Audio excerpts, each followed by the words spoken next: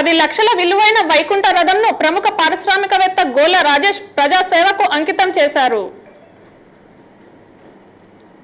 నంద్యాల హిందూ శ్మశాన వాటికలను నవనిర్మాణ సమితి పునరుద్ధరించి నిర్వహిస్తున్నది. మృతదేహాలను ఇంటి నుంచి శ్మశాన వాటికకు తీసుకొని వచ్చేందుకు వైకుంఠ రథాలను వినియోగిస్తున్నారు. అవసరాన్ని గుర్తించిన గోళ్ళ రాజేష్ నంద్యాల నవనిర్మాణానికి తన సేవా దృక్పథంతో 10 లక్షల రూపాయలను అడిగిన వెంటనే ఇచ్చి ఒక కొత్త వైకుంఠ రథాన్ని ఏర్పాటు చేసి దాన్ని ప్రజాసేవకు ఆదివారం 23వ తేదీ అందజేశారు.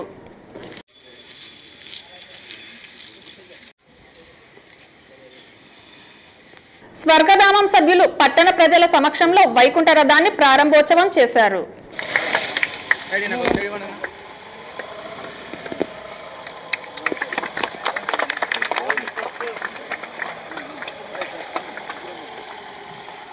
మనిషి అంతిమ ప్రయాణం గౌరవంగా జరగాలన్న ఉద్దేశంతోనే అన్ని వసతులతో కూడిన వైకుంఠ రథాన్ని ఇవ్వడానికి ముందుకు వచ్చానని గోళ్ళ రాజేష్ ఆనందం వ్యక్తం చేశారు. అనాథ శవాల యొక్క దహన అంతిమ సంస్కారాలకు ఖర్చులు తానే భరిస్తానని ప్రజలకు హామీ ఇచ్చారు. పుట్టినరోజు ఎంత ఆనందంగా గడుపుకుంటామో అదే విధంగా మరణాన్ని కూడా అదే విధంగా ఆనందంగా స్వర్గంలో వివరిస్తున్నట్టుగా ఉండాలనే ఆకాంక్షతో డాక్టర్ గారు నన్ను అడగడం జరిగింది. ఆయన సదుద్దేశాన్ని నేను నాకు ఇచ్చినందుకు ఆయనకు హృదయపూర్వక నమస్సుమాంజలు. ఎందుకంటే నంద్యాలలో చాలా మంది పారిశ్రామికవేత్తలు ఉన్నారు, ఎంతో మంది డబ్బులున్న వాళ్ళు ఉన్నారు. కానీ ఆయన సంకల్పం నన్ను అడగడము, నేను ఇవ్వడం అనేది భగవంతుని యాదృచ్ఛికం. ఫస్ట్ సో ఇది వైకుంఠ రథం 2 ప్రారంభిస్తున్నందుకు నాకు సంతోషంగా. నంద్యాల చుట్టుపక్కల ప్రాంతాల్లో ఎవరైనా తెలియని వ్యక్తి చనిపోతే ఆ వ్యక్తికి కూడా అన్ని మర్యాదలతో రాజేష్ గారి ఆర్థిక సహాయంతో అంతిమ క్రియలు నిర్వహిస్తామని పేర్కొన్నారు. స్వర్గధామం అధ్యక్షులు డాక్టర్ మధుసూదనరావు మాట్లాడుతూ గోళ్ళ రాజేష్ గారి దాతృత్వము చిరస్థాయిగా నంద్యాల నవనిర్మాణ చరిత్రలో మిగిలిపోతుందని, ఇంకా ఎన్నో సేవా కార్యక్రమాలను చేస్తున్న అతన్ని స్వర్గధామం సభ్యులు శాలువాతో పూలదండతో గౌరవంగా సన్మానించడం జరిగింది. ఈ కార్యక్రమంలో పాదర్తి శేషుబాబు, కసెట్టి కృష్ణమూర్తి, ఎయిర్టెల్ శ్రీనివాస్, ద్వారకా వసంత్ పలువురు పాల్గొన్నారు.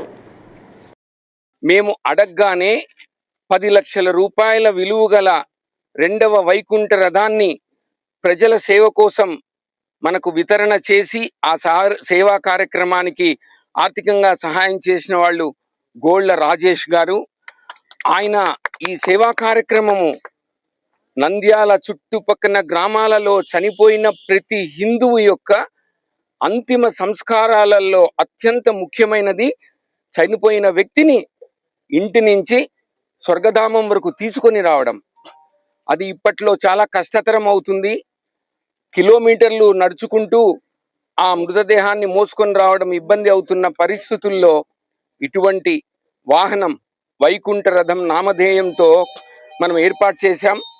ఈరోజు కూడా శ్రావణ మాసం ఆదివారం శుద్ధ ఏకాదశి, చాలా మంచి రోజు కాబట్టి బయటపేటకు పోయేదానికి ఈ యొక్క వాహనము ముఖ్యంగా పనికొస్తుంది.